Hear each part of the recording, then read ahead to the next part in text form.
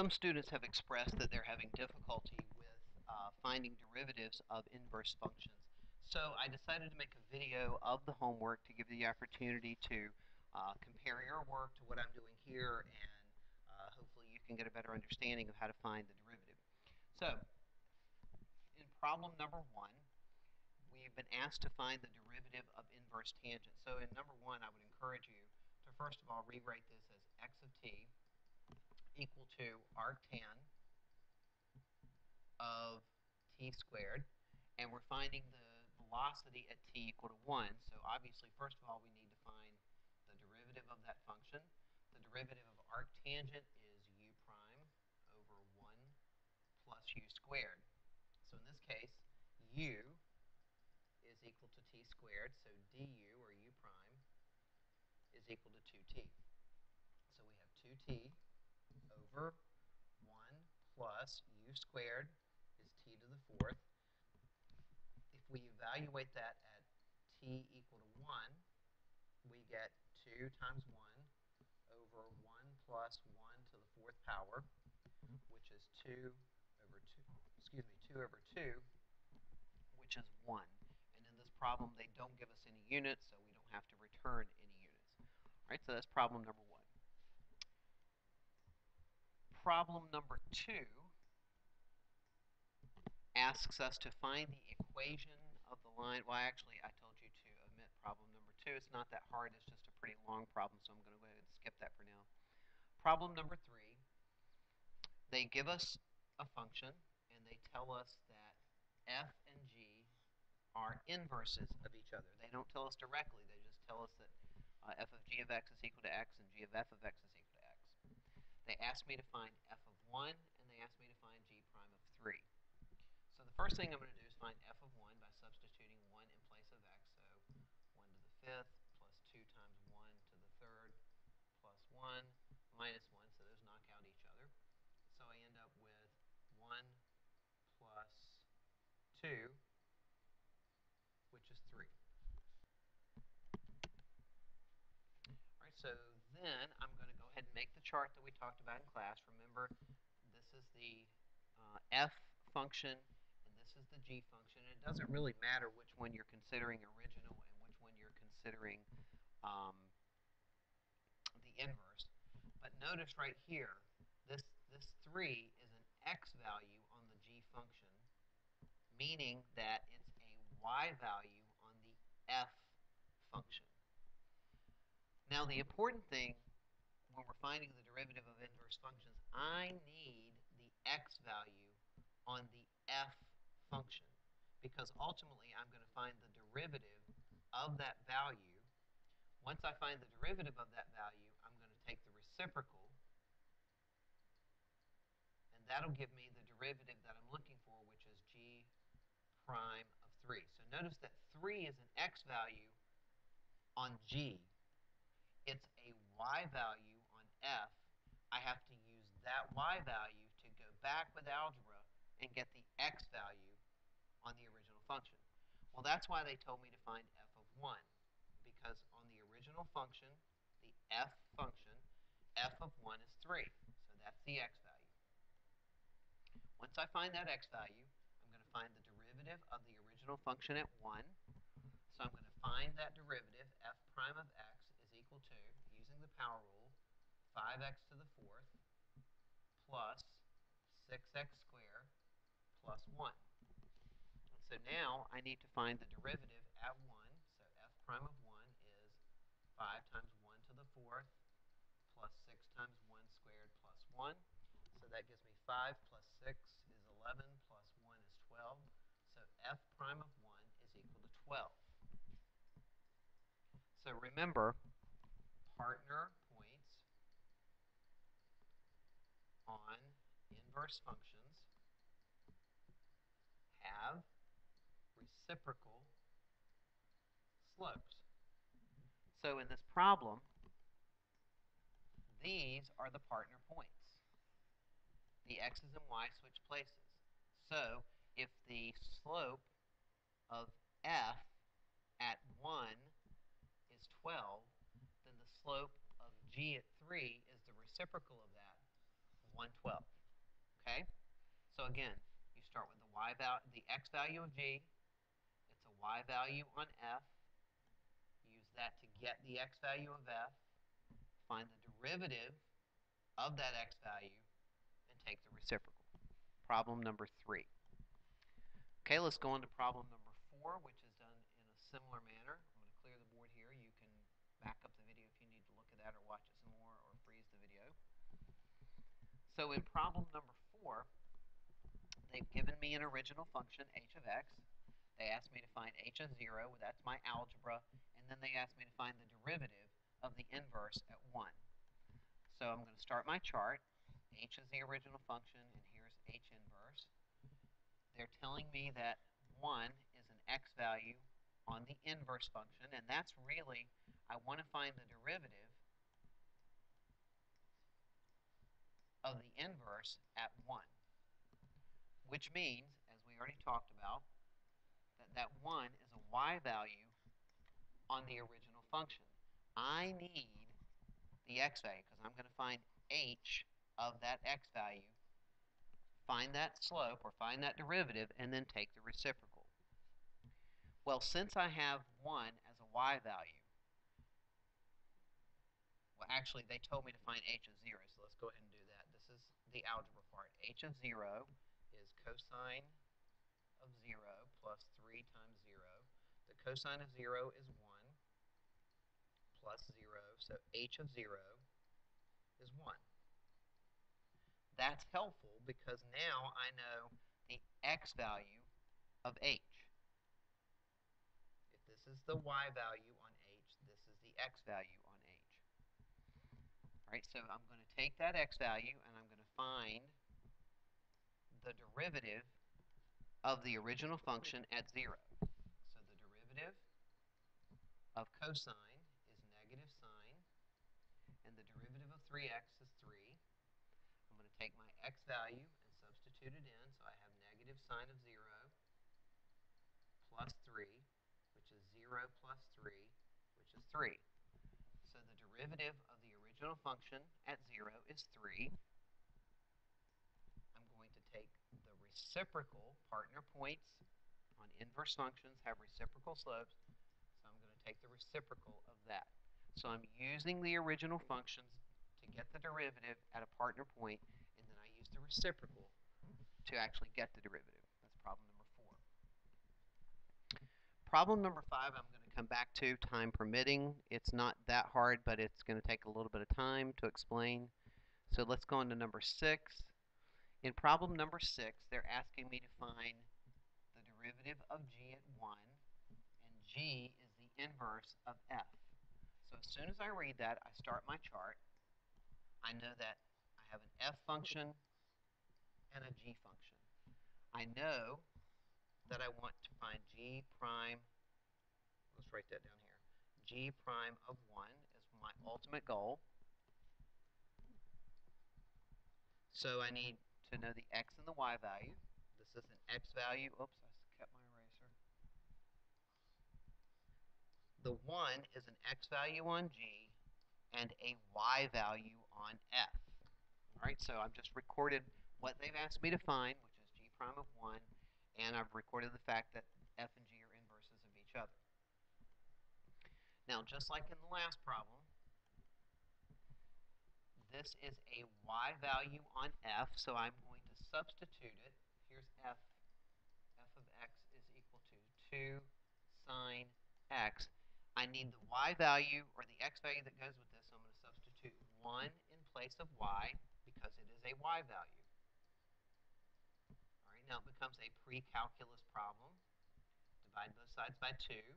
I'm looking for the angle whose sine is 1/2. And when I do that, I'm looking from negative pi over 2 to pi over 2. So the angle whose sine is 1/2 gives me x equal to, that's a 30-degree angle, or pi over 6. Sine of pi over 6 is 1/2. So the x value is pi over 6. Okay, now remember, I always use the original function. So I'm going to find the derivative of the original function. So the derivative of sine is cosine, and then I'm going to evaluate that at this x value. F prime of pi over 6 is 2 cosine pi over 6. The cosine of pi over 6 is root 3 over 2. And when I simplify that, I get root 3. So the derivative, so f prime of pi over 6 is root 3. Therefore, partner points on inverse functions have reciprocal slopes. The derivative of g at 1 is 1 over square root 3. All right. Again, if you need to pause that, take a look at it, review it, you can do that. I'm going to clear the board and go on to the next problem. Problem number 7, suppose that g is the inverse of f. So again, here's f and here's g. I got that out of reading that part of the problem. Now they're asking me at a brand new function whose name is big G. Okay, big G is defined as 1 over little g, which is the same thing as g of x is equal to g of x to the negative 1 power. All right, they're telling me that f of 3 is 7, so I'm going to go and record that into my chart. F of 3 is 7. They're telling me that f prime of 3, notice that I record everything with f over in the f column. And they're telling me to find, or asking me to find, g prime of 7. Big G, not little g. Now I'm going to come over here to where I had big G, and I'm going to find his derivative by the chain rule. So I get big G prime of x is equal to negative 1 by the chain rule of g of x to the negative 2 times g prime of x. Therefore, g prime of 7 is going to be negative 1 over g of 7 squared. Let me clean that up a little bit, write a little bit better. I'm just using the negative power to move that down. So the negative 1's in the numerator over g of 7 squared times g prime of 7. All right, so now I notice I already have, from over here, I can use the partner points. If I have the point 37 on F, I have the point 73 on G. That allows me to clean this up a little bit. G prime of 7 is equal to negative 1 over G of 7 is 3. So in place of G of 7, I'm going to substitute 3 and then square that. And now I need G prime of 7, which I do not have. Or don't I? If I come back over here, I need G prime of 7. These are partner points right here. Partner points on inverse functions have reciprocal slopes.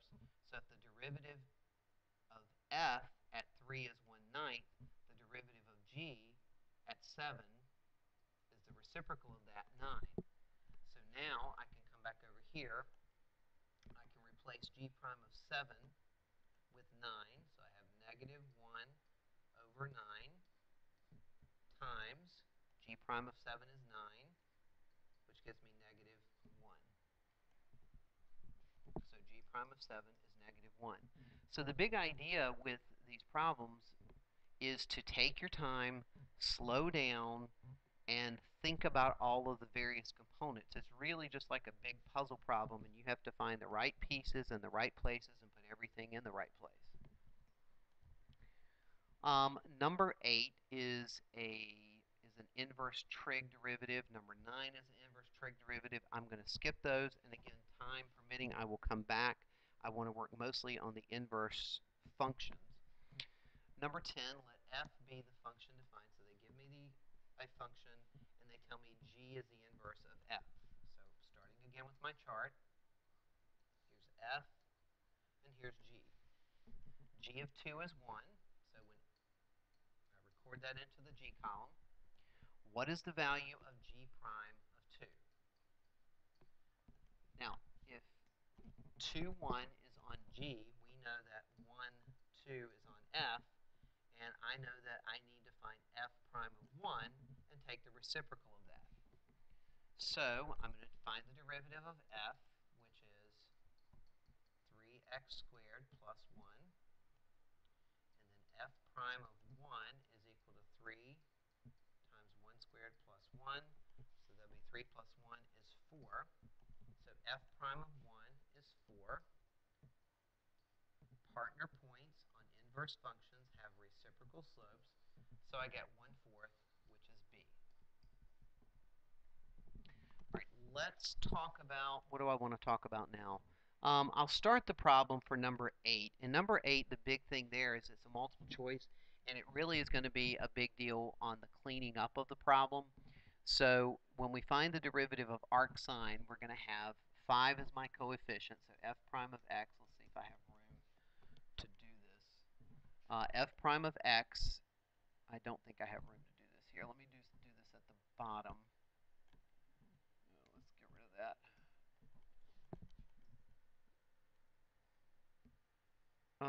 I know what. Let's move this down. That's a good idea. We'll move this down, and then I'll do the problem above. So problem number 8. Oh, yeah, I got a number 11 on the other side, too. If I find the derivative, f prime of x, the derivative of arcsine is u prime. We'll write that over here, over the square root of 1 minus u squared. So this is just going to be kind of nightmarish to clean up. The derivative of x to the 5th is 1/5. That's part of the u prime. The derivative of this guy is going to be, by the chain rule, 1/2 of the quantity, 25 minus x squared to the negative 1/2 power. All right, so that's u prime. Oh, don't forget, times negative 2x, the derivative of the inside. That's u prime over the square root of 1 minus u, which is x to the 5th, plus square root of 25 minus x squared squared. All right, this is going to end up being extremely messy. In the numerator, I will get, all right, 1/5. This 2 divides out with this 2. That leaves me with negative 1 over square root of 25 minus x squared over, oh, what do I want to do with the, well, in the I can see from the answers that in the denominator, they are doing a pretty big cleanup of that. Do I want to take the time right now to do that?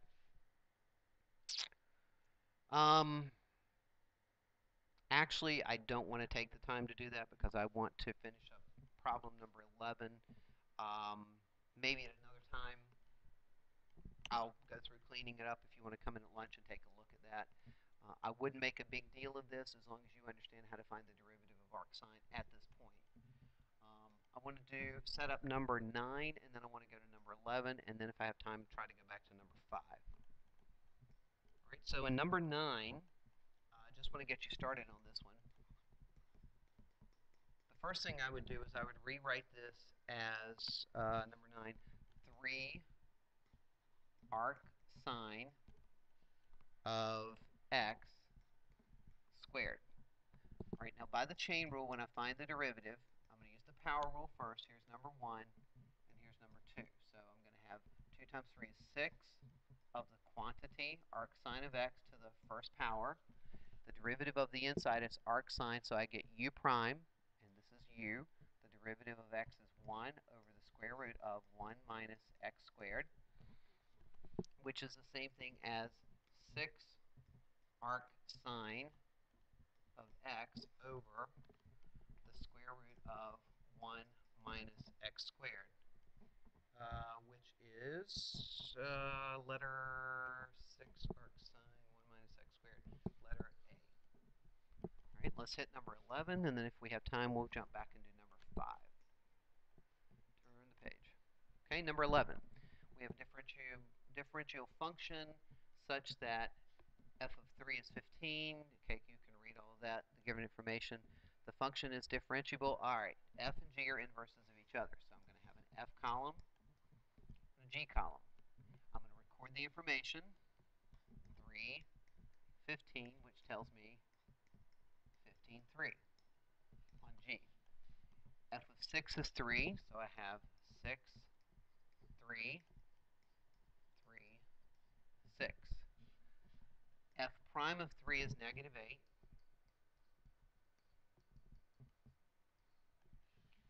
F prime of 6 is negative 2.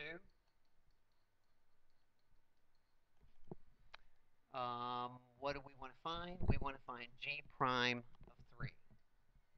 G prime of 3. Okay, so 3 is an x value on G. So I have to go over to its partner point, which means I need to find f prime of 6. F prime of 6 is 2. Partner points on inverse functions have reciprocal slopes. So A. And then finally, let's go back to number 5. And let's see if I can move this down and make room to do that above. All right, now this is one where I would use a strategy. It's a multiple choice question, so I'm going to use multiple choice strategy. And the answers, in case you're wondering, these are our answer choices right here. So when I do these kinds of multiple choice questions, I read each statement and I determine whether it's true or false. So they're telling me that f and g are inverses of each other. And so statement number 1 says g of f of x is equal to f of g of x. Well, that's true because that's one of the properties or qualities or almost definition of inverse functions. They undo each other. So that's true just simply from an algebra understanding. Number 2 looks really scary to me, so we'll skip that and go on to number 3.